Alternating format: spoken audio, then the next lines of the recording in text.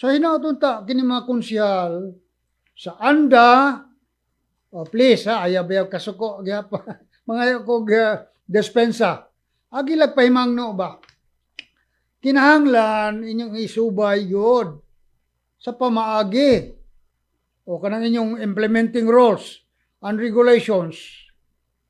Dili man na pwede ma-implementar ninyo kung na mga ugali. Nga naman, wa man ninyo giaminda ang karaan nga ordinansa, kaya dito sa ordinansa, sigurado ko, I have a copy sa ordinance.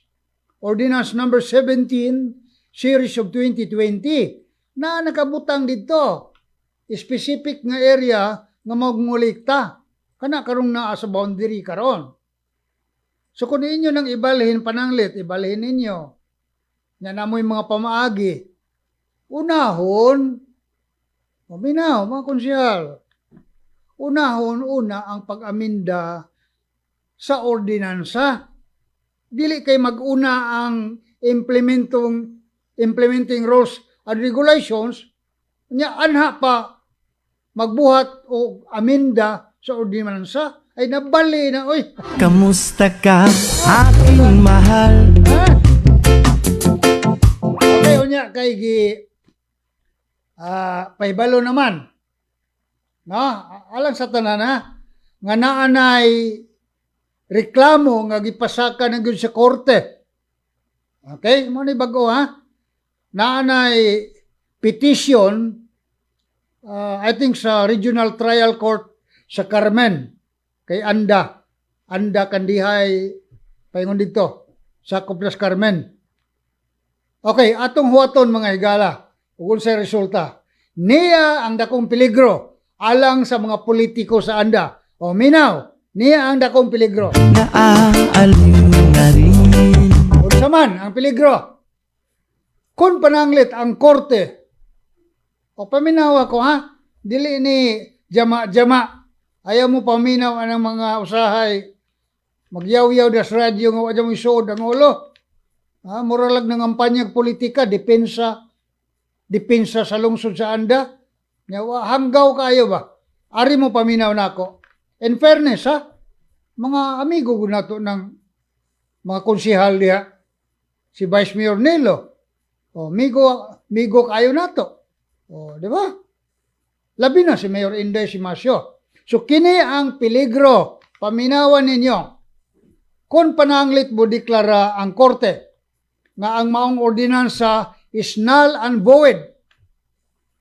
Labi na kay wa na ma-approve sa sagudang panalawigan. Well, kana pwede nang lalison. Kaya na ako na 30 days nga mulaps, considered approved na. Okay, granting. Apan karon kung ang korte mismo mo review, labi na kay kanang ordinansa ha, kailang ipatuman ba karon? Wa na ma-review sa Provincial Legal Office. Wa na matanaw sa mga abogado na ilang gi-implementar karon. Pananglit, ang korte mo deklara nga imbalido, null and void ang mga ordinansa. Naibawalo mo kung sa may tabo, mga higala? Si Mayor. Mayor Inday Simasyo and the whole Sanggunian. Kaya sila may gatupatuman. That is the provision of law. Nas balaod na mga higala. Pag-research mo. Republic Act 7160. Huwag ko masayop, Section 58 na diha. Magpatuman gani ang mayor o mga konsehal sa usa ka imbalido nga ordinansa, tangtang sila sa serbisyo o di na makalansar o makatrabaho bisag unsang pwesto sa gobyerno. Permanent disqualification ang maong silot ni adtong mga magpatuman sa usa ka imbalido, null and void ordinance. Kung kana mahitabo, pastilan. Ako itong giingon, atong yampo sila. Atong yampo, ngayon dili unta ka na mahitabo. Pero sa kanang yun ang korte, muhukom, pinaagi sa mga jurisprudence. Ug do magkasabot na mga hukom, nga basihanan usab sa mga kanhi nga mga kaso. Nya doon na daghana.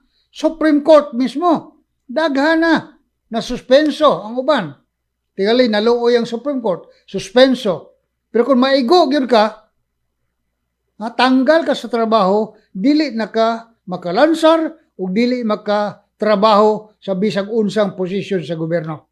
Atong iampo, mga higala. Hindi ka na mahitabo sa mga opisyalis sa lungsod sa Anda.